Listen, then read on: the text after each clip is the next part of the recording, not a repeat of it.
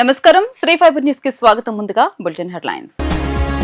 ఈ నెల 24 నుంచి ప్రారంభం కానున్న ఏపీ అసెంబ్లీ సమావేశాలు. 28న బడ్జెట్ ప్రవేశపెట్టిన ఆర్థిక శాఖ మంత్రి పయ్యావుల కేశవ్. మిర్చి రైతులను కేంద్రం ఆదుకుంటుందని తెలిపిన కేంద్ర మంత్రి రామ్మోహన్ నాయుడు. మిర్చికి 11,600 రూపాయలకు పైగా ధర ఇవ్వాలని కోరిన మంత్రి. వైసీపీ అధినేత జగన్ పై మంత్రి కొల్లు రవీంద్ర ఫైర్. ఎన్నికల కోడ్ ఉల్లంఘించి మిర్చి యార్డ్ వద్దకు వెళ్లాల్సిన అవసరం ఏముందని ప్రశ్న. రాష్ట్ర అసెంబ్లీ బడ్జెట్ సమావేశాలు ఈ నెల 24వ తేదీ నుంచి ప్రారంభం కానున్నాయి. ఈ రోజు ఉభయ సభలను ఉద్దేశించి గవర్నర్ అబ్దుల్ నజీర్ ప్రసంగిస్తారు. అనంతరం సభ వాయిదా పడుతుంది. మర్నాడు గవర్నర్ ప్రసంగానికి ధన్యవాదాలు తెలిపే తీర్మానంపై చర్చ చేపడతారు. 26, 27 తేదీలు సెలవు దినాలు. 28న ఆర్థిక మంత్రి పయ్యావుల కేశవ్ బడ్జెట్ ప్రవేశపెడతారు.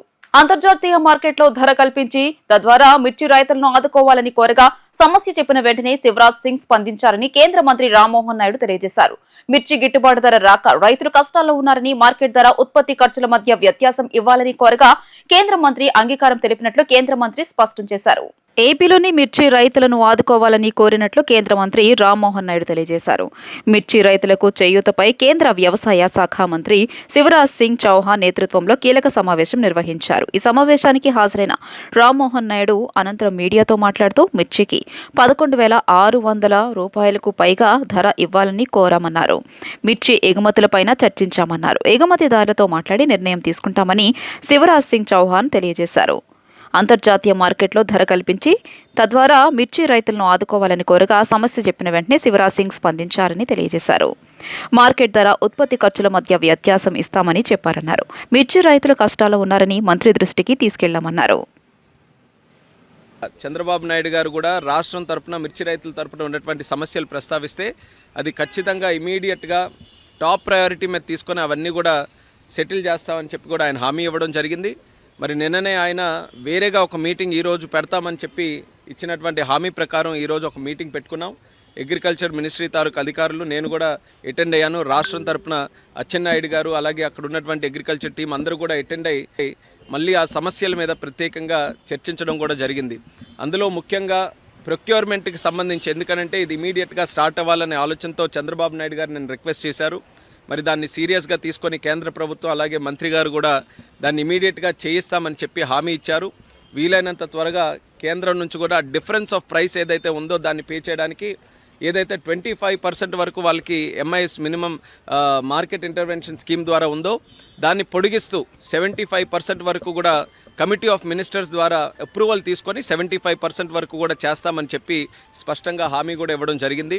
అయితే ప్రైసు దీనికి తీసుకోవడానికి కింటా తాలూకా ప్రైసు రాష్ట్రం తరపున మనం క్యాల్కులేట్ చేసింది కాస్ట్ ఆఫ్ ప్రొడక్షన్ కానీ లేబర్ కాస్ట్స్ కానీ ప్రాక్టికల్గా గ్రౌండ్ లెవెల్లో రైతులు ఎంత పెడుతున్నారో దాన్ని అంతటినీ కూడా క్యాల్కులేట్ చేసి సుమారు 11,600 రూపాయలు ఇస్తే మరి వీళ్ళ తరపున 10,000 చిలుకల వరకే ఇవ్వడం జరిగింది. సో దాన్ని కూడా గట్టిగా రిప్రజెంట్ చేశాం. ఎట్టి పరిస్థితుల్లో క్వింటా తాలూకా ప్రైస్ ఏదైతే దీనికోసం క్యాల్కులేషన్కి యూజ్ చేస్తున్నామో అది పెంచాలి. 11,600 అయినా దానికంటే ఇంకెక్కువ వస్తే ఎక్కువైనా సరే పెట్టాలని చెప్పాం.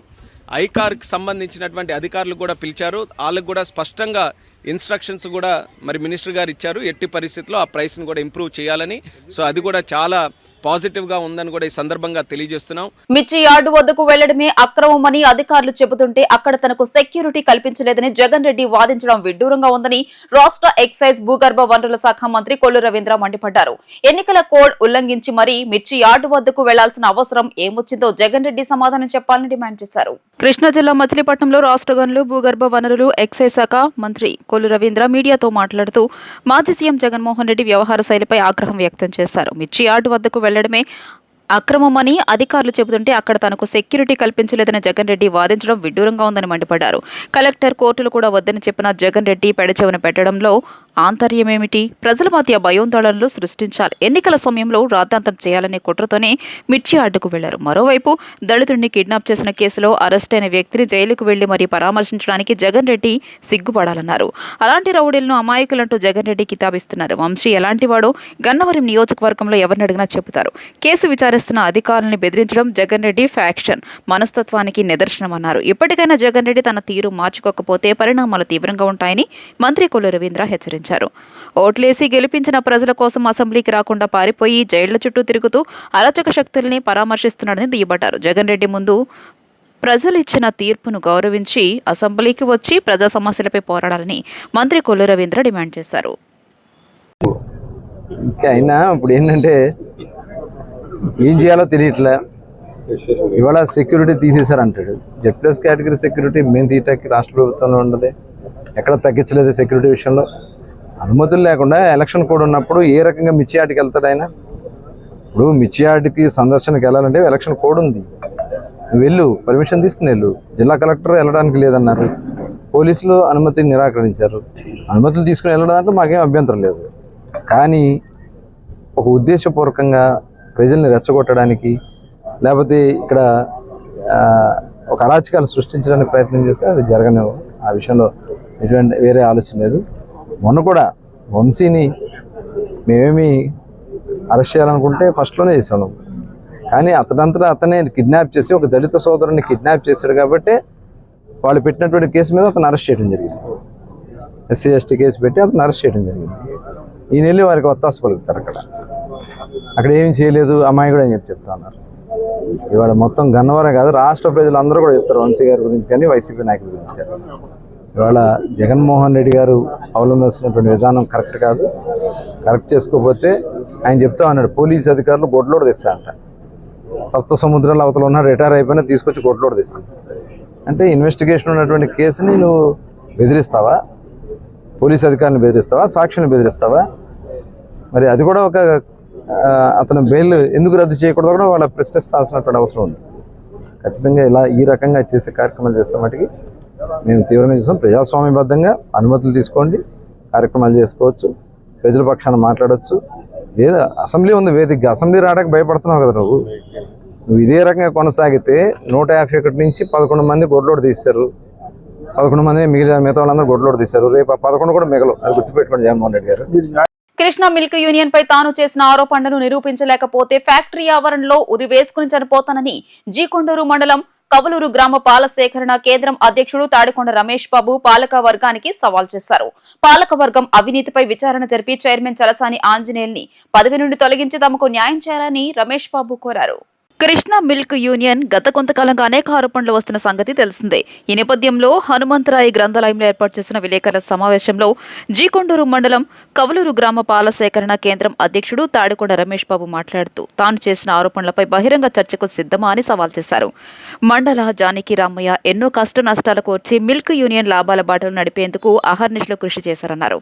ఇటీవల నిర్వహించిన వజ్రోత్సవాల మీటింగ్లో నష్టాల్లో ఉన్న మిల్క్ యూనియన్ను తాను లాభాల్లో నడిపించినట్లు పాలకవర్గం ప్రకటించడాన్ని తప్పుపట్టారు. రైతులకు బోనస్ చెల్లించకుండా మోసగించారని ఆయన మండిపడ్డారు. అటు రైతులను ఇటు ఉద్యోగులను మోసగించడం నిజం కాదా అని ఆయన ప్రశ్నించారు. రైతులకు 30 పైసలు బోనస్ కాకుండా 52 పైసలు చెల్లించాలని కోరారు. జరిగిన అన్యాయాలపై సిబిఐతో న్యాయ విచారణ జరిపించాలని డిమాండ్ చేశారు. కొన్ని నాసిరకం ఆహార ఉత్పత్తులను విజయ డైరీ ఉత్పత్తులతో కలిపి అమ్మడం పట్ల రమేష్ బాబు అభ్యంతరం వ్యక్తం చేశారు. విజయ డైరీలో జరిగిన మోసాలు, అవకతవకలపై సిబిఐ ఎంక్వైరీ జరిపించాలని డిమాండ్ చేశారు. మైలవరం కాన్స్టిట్యున్సీ జీకొండూరు మండలం కౌలూరు గ్రామం. నేను విజయ డైరీ పాల కేంద్రం అధ్యక్షుడు అంటే కౌలూరు. విజయ డైరీలో రైతులకు జరిగే మోసాలని మేము పత్రికా విలేకరుల ద్వారా ఈ ప్రభుత్వానికి విన్నవించుకుంటున్నామండి. ఎందుకంటే చలసాని ఆంజనేయులు గారు రైతులకు ఏదో చేశామని చెప్పి చాలా ప్రగాఢ పలుకుతో మైకుల ముందు మీడియా కాన్ఫరెన్స్ పెట్టి చెబుతున్నారు. అయ్యా చలసాని ఆంజనేయులు గారు, మీరు రైతుకి 32 పైసలు బోనస్ ఇచ్చేదాన్ని 10 పైసలకు తీసుకొచ్చింది ఘనత చలసాని ఆంజనేయులు గారిది కాదా? ఈ చలసాని ఆంజనేయులు గారు 32 పైసలు బోనస్ ని ఇవ్వకుండా ఎందుకు 10 పైసలకు తీసుకొచ్చారంటే, ఆ రోజున 672 కోట్ల రూపాయలు టర్నోవర్ ఉన్నదాన్ని జానకి రామయ్య గారు 32 పైసలు బోనస్ ఇస్తే 1200 కోట్ల టర్నోవర్ ఉన్నదాన్ని మరి 55.8% దాకా బోనస్లు ఇవ్వచ్చు. టర్నోవర్ పెరిగితే మరి మేము బోనస్లు ఇవ్వలేము, టర్నోవర్కను బోనస్లకి సంబంధం లేదు అని చెప్పి మీ ప్రెస్ మీట్లో చెప్పి ఏమూరు సాయి వెంకటరమణ గారు చెబుతున్నాడు. సాయి వెంకటరమణ గారికి పాడి రైతులందరూ కూడా నీకు బహిరంగ చర్చకి సిద్ధమా చలసాని ఆంజనేయులు గారు?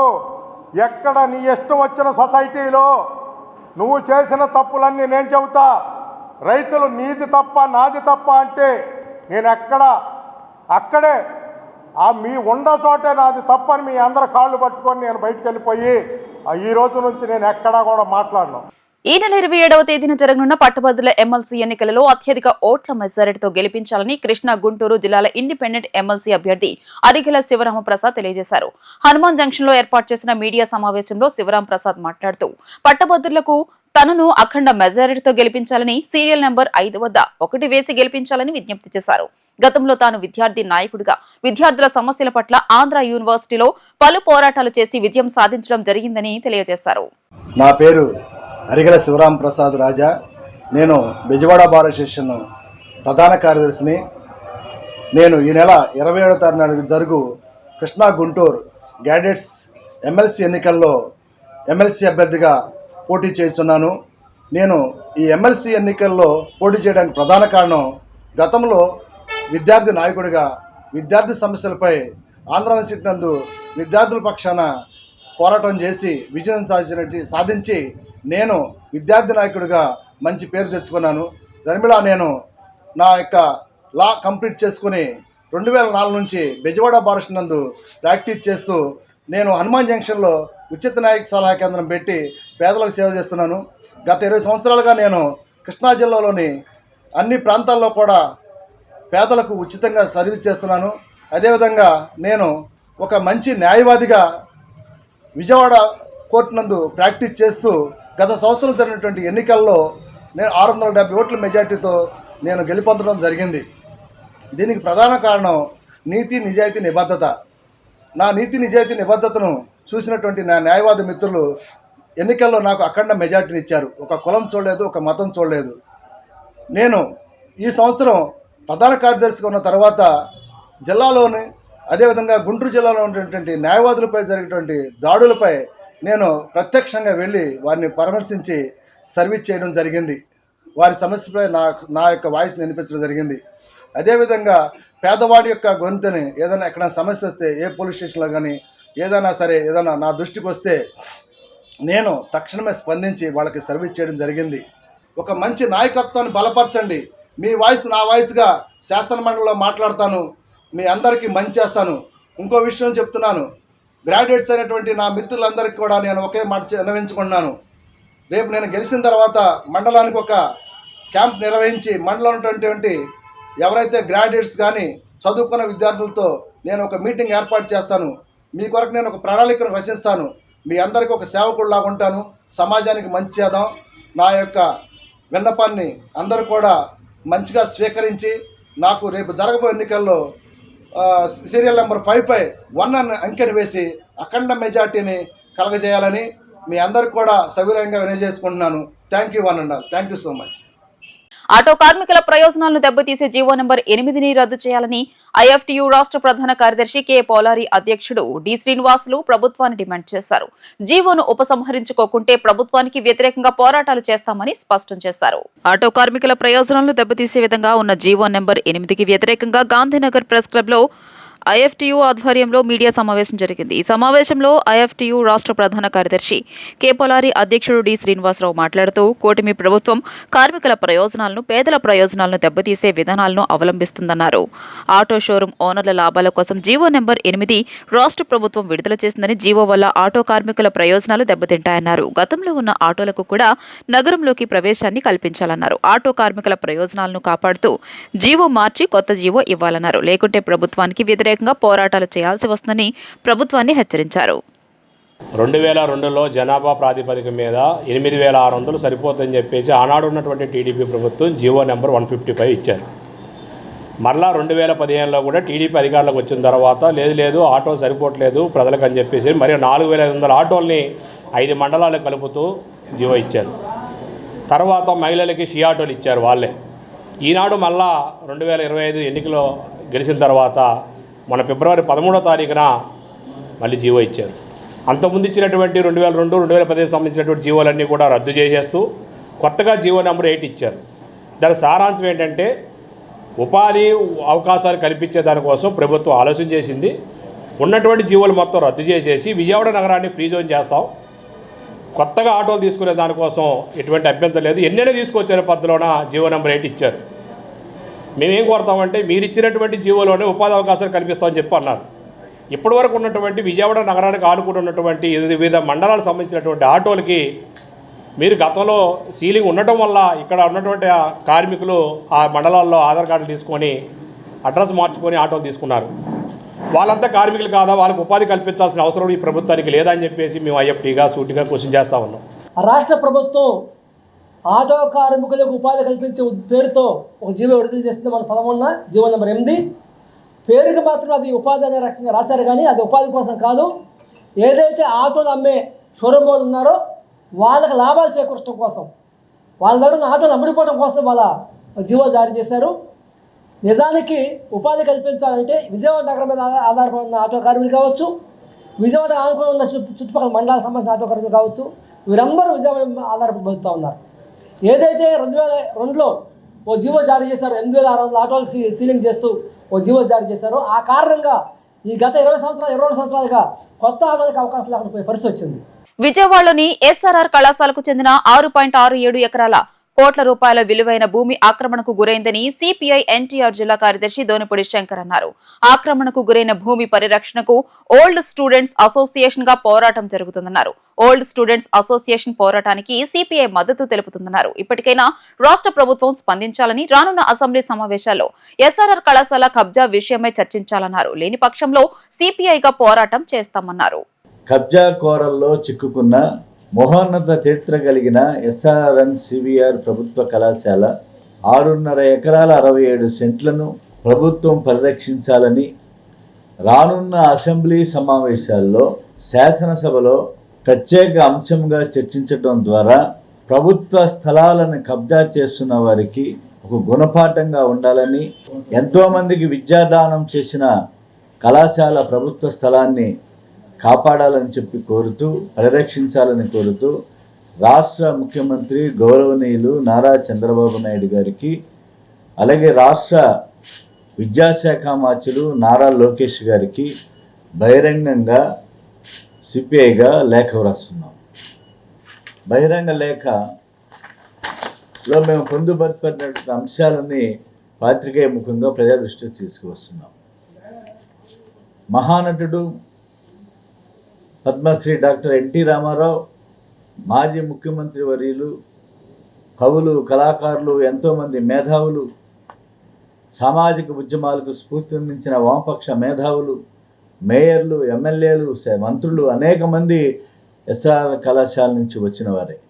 ఈరోజు విజయవాడ నగరంలో, ఎన్టీఆర్ జిల్లాలో, ఉమ్మడి కృష్ణా జిల్లాలో రాజకీయ నాయకులుగా వెలుగొంతున్నటువంటి వారందరూ కూడా ప్రభుత్వ కళాశాల నుంచి ప్రొడక్ట్ అయినటువంటి విద్యార్థి నాయకులే.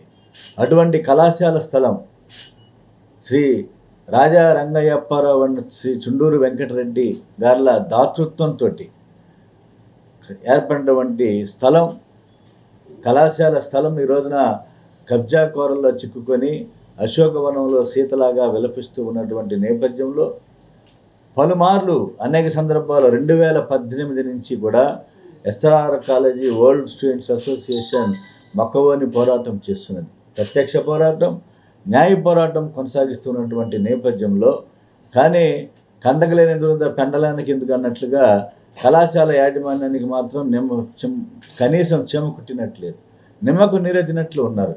ఇది కళాశాల స్థలం, ప్రభుత్వ స్థలం. కాబట్టి మేము రాష్ట్ర ముఖ్యమంత్రి గారికి విజ్ఞప్తి చేసేది, మీరు ఎక్కడో మదనపల్లిలో కాదు, లేకపోతే ఎక్కడో ఇంకా ఇతర ప్రాంతాల్లో కాదు, ఇవాళ ఈ రాష్ట్రంలో నగర నడిబొడ్డు రాష్ట్ర రాజధానిలో ఒక ప్రభుత్వ కళాశాల స్థలం అన్యాక్రాంతం అయిపోయి పరాధీనమై దిక్కుతోచని స్థితిలో కొట్టుమిట్టాడుతుంటే ప్రభుత్వం ఏం చేస్తుంది? ఇవాళ 2018 నుంచి ఓల్డ్ స్టూడెంట్స్ అసోసియేషన్ పోరాటం చేస్తుంది. అన్ని రాజకీయ పార్టీల్లో మేము సహకరిస్తున్నాం. రాజకీయాలకు అతీతంగా సాగేటువంటి ఓల్డ్ స్టూడెంట్స్ అసోసియేషన్ పోరాటానికి మేము సిపిఐగా సంపూర్ణ మద్దతు ప్రకటిస్తున్నాం. ప్రత్యక్ష పోరాటం, న్యాయ పోరాటం రెండూ కూడా ఓల్డ్ స్టూడెంట్స్ అసోసియేషన్ తమ సొంత ఖర్చులతో నిర్వహిస్తున్నది. ఏ ప్రభుత్వానికి పట్టదా అని చెప్పి నేను అడుగుతున్నా, విద్యాశాఖ మంత్రికి పట్టదా అని చెప్పేసి నేను అడుగుతున్నా. కాబట్టి ఈ సందర్భంగా మేము విజ్ఞప్తి చేసేది పాత్రికేయ ముఖంగా జగన్ కు ఏం భద్రత తగ్గిందని వైసీపీ నేతలు గవర్నర్ ను కలిశారని మంత్రి గొట్టిపాటి రవికుమార్ వైసీపీ నేతలను ప్రశ్నించారు. కూటమి ప్రభుత్వం అధికారంలోకి వచ్చాక జగన్ కు ఎలాంటి భద్రత తగ్గించలేదు అని చెప్పారు.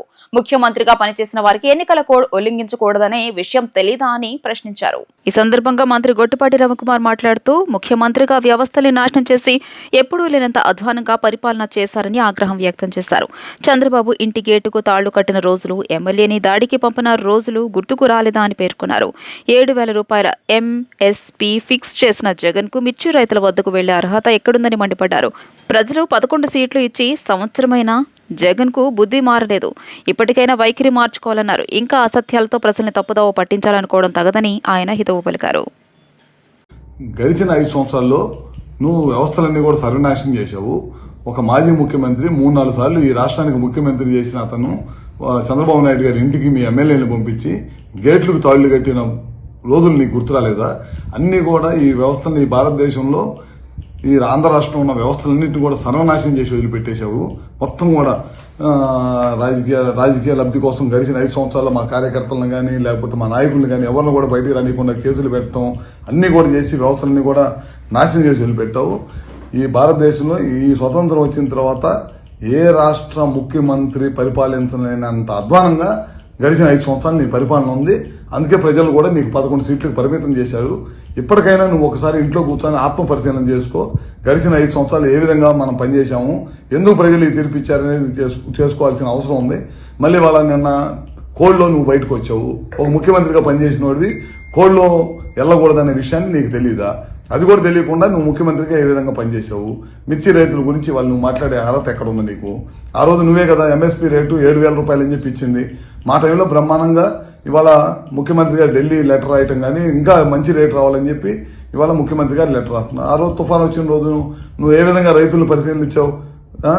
పరామర్శకు వచ్చి నీకు గ్రీన్ కార్పెట్ వేసుకొని గ్రీన్ కార్పెట్ మీద బెంచ్ కట్టుకొని బెంచ్ మీద నుంచొని రైతులను పరామర్శించిన ముఖ్యమంత్రి ఎవరన్నా ఉన్నాడు ఈ దేశంలో అంటే నువ్వే.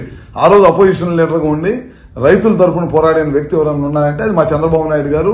పొలాల్లో దిగి రైతులను పరామర్శించి ఒక రైతు కన్నీళ్లు పెట్టుకుంటే ఆ రోజు జేబులో డబ్బులు 2 లక్షల రూపాయలు ఉంటే ఇమీడియట్గా తీసి ఆ రైతులకు సహాయం చేసిన గొప్ప గుణం చంద్రబాబు నాయుడు గారిది. ఇవాళ నువ్వు అన్నీ కూడా మోసపూర్వమైన పనులు చేయటం, నాకు సెక్యూరిటీ అబద్ధపు హామీలు, అబద్ధపు మాటలు, పొద్దున్న లేచిన దగ్గర నుంచి ప్రభుత్వ పనితీరు మీద బురదేయటం తప్పక నువ్వు చేసింది ఏమన్నా ఉందా అని చెప్పి మరొకసారి తెలియజేసుకుంటూ ఇంకా నువ్వు ఆత్మ పరిశీలన చేసుకోవాలి. నువ్వు సంవత్సరం అయిన తర్వాత కూడా నువ్వు ఇంకా నీ బుద్ధి మారలేదు. ఇంకా నువ్వు పాత బుద్ధిలోనే ఉండవు, ఇంకా పాత టైప్లోనే ఉండవు. అబద్ధపు మాటలు చెప్పి ప్రజల్ని తప్పుదోవ పట్టించాలనే మార్గంలో ఉండవు. ఖచ్చితంగా మేము ఏదైతే చెప్పాము ఎలక్షన్ ముందు ఇచ్చిన హామీలన్నీ కూడా నెరవేరుస్తాం. కార్మికులకు ఉచితంగా ఉత్తమ వైద్య సేవలు అందించాలనే లక్ష్యంతోనే ఈఎస్ఐ ఆసుపత్రుల ఏర్పాటు జరిగిందని, అటువంటి లక్ష్యానికి విఘాతం కల్పించే వైద్యులు సిబ్బందిని ఉపేక్షించబోమని రాష్ట్ర కార్మిక శాఖ మంత్రి వాసంశెట్టి సుభాష్ హెచ్చరించారు. రాజమండ్రిలో విధుల పట్ల వైద్యులు సిబ్బంది నిర్లక్ష్య ధోరణిని స్వయంగా గమనించిన తర్వాతే 5 వైద్యులను 4 అవుట్ సోర్సింగ్ సిబ్బందిని సస్పెండ్ చేసినట్లు చెప్పారు. అమరావతి సచివాలయంలో మంత్రి వాసంశెట్టి సుభాష్ విలేకరులతో మాట్లాడుతూ రాష్ట్రంలో ప్రస్తుతం ఉన్న 78 డిస్పెన్సరీలకు అదనంగా మరో 18 డిస్పెన్సరీలను మంజూరు చేస్తామన్నారు. ప్రతి జిల్లా కేంద్రంలోనూ ఏసీ డిస్పెన్సరీ పెట్టే యోచనలో తమ ప్రభుత్వం ఉందన్నారు. కొత్తగా 30 ఈఎస్ఐ డిస్పెన్సరీలను నిర్మించాలని భావిస్తున్నామన్నారు. కొన్ని ఈఎస్ఐ ఆసుపత్రులు ల్యాబ్ పరికరాల కొరత ఉన్నమాట వాస్తవమేనన్నారు. అమరావతిలో 500 పడకల ఈఎస్ఐ సెకండరీ కేర్ ఆసుపత్రితో పాటు ఈఎస్ఐ మెడికల్ కళాశాలను 150 పడకల సూపర్ స్పెషాలిటీ ఆసుపత్రి ఏర్పాటుకు ఈఎస్ఐ డైరెక్టర్ జనరల్కు పంపామన్నారు. తిరుపతి ఈఎస్ఐ ఆసుపత్రిని 50 నుంచి 100 పడకలకు పెంచే చర్యలు చేపట్టామన్నారు. విశాఖ ఫార్మాసిటీలో మొబైల్ ఐసీ యూనిట్ ఏర్పాటు చేయనున్నట్లు తెలియజేశారు. అలాగే ఈ 9 నెలల్లో మేము వచ్చిన ఈ 9 నెలల్లో సుమారు అమరావతిలో 500 పడకల ఆసుపత్రి ఈఎస్ఐ ఆసుపత్రి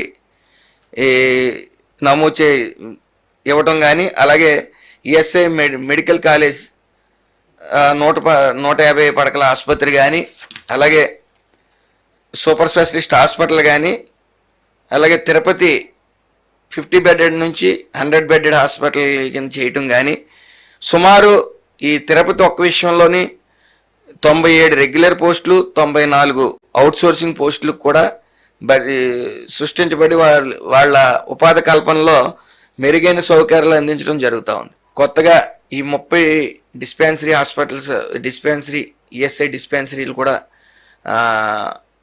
మేము ప్రతి హెడ్ క్వార్టర్స్లోని పెట్టాలని చెప్పి హెడ్ క్వార్టర్స్తో పాటు ఐపీని బట్టి అక్కడ పెట్టాలని చెప్పి నిర్ణయించడం జరిగింది. అలాగే మా ఈఎస్ఐ డైరెక్టర్ గారు కూడా పూర్తిగా ఈ యొక్క డిస్పెన్సరీల మీద, ఈ హాస్పిటల్స్ మీద క్షుణ్ణంగా పరిశీలించి ఎక్కడ ఏ అధికారి నిర్లక్ష్యం వహించినా ఉపేక్షించేది మాత్రం ఉండదని మాత్రం క్లియర్గా చెప్తా ఉన్నాం. అలాగే అతి త్వరలో ఆల్రెడీ ఎలమెంచిల్లో కూడా మేము ఒక 30 బెడ్డెడ్ హాస్పిటల్ కూడా మేము వచ్చిన తర్వాత శంకుస్థాపన చేయడం జరిగింది. అదేవిధంగా ఈ యొక్క కెమికల్ ఫ్యాక్టరీస్లో కూడా తరచూ చిన్న ఇన్సిడెంట్లు జరిగిన తర్వాత ఈ బర్న్ వార్డ్ అనేది కొద్ది దూరంగా ఉండటం వల్ల కొద్ది హాస్పిటల్కి చేరేలోగానే మృత్యువాత పడతా ఉన్నారు.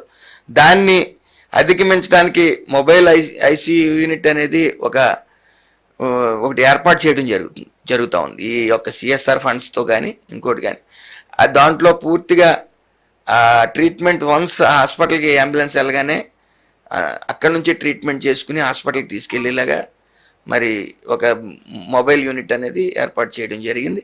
ఏదేమన్నప్పటికీ విశాఖపట్నం అండి ఎక్కువ కెమికల్ ఫ్యాక్టరీస్ పూర్తిగా ఎక్కువ శాతం వైజాగ్లో ఉన్నాయి కాబట్టి ఆ మొబైల్ యూనిట్ అనేది ఈ యొక్క బర్న్ వార్డ్కి సంబంధించి మొబైల్ యూనిట్ అనేది అక్కడ ఏర్పాటు చేయడం జరుగుతుంది. వార్తలు ముగించే ముందు హెడ్లైన్స్ మరోసారి. ఈ నెల 24 నుంచి ప్రారంభం కానున్న ఏపీ అసెంబ్లీ సమావేశాలు. 28న బడ్జెట్ ప్రవేశపెట్టిన ఆర్థిక శాఖ మంత్రి పయ్యావుల కేశవ్. మిర్చి రైతులను కేంద్రం ఆదుకుంటుందని తెలిపిన కేంద్ర మంత్రి రామ్మోహన్ నాయుడు. మిర్చికి 11,600 రూపాయలకు పైగా ధర ఇవ్వాలని కోరిన మంత్రి. వైసీపీ అధినేత జగన్ పై మంత్రి కొల్లు రవీంద్ర ఫైర్. ఎన్నికల కోడ్ ఉల్లంఘించి మిర్చి యార్డ్ వద్దకు వెళ్లాల్సిన అవసరం ఏముందని ప్రశ్న. ఈ వార్తలు ఇంతటితో సమాప్తం. నమస్కారం.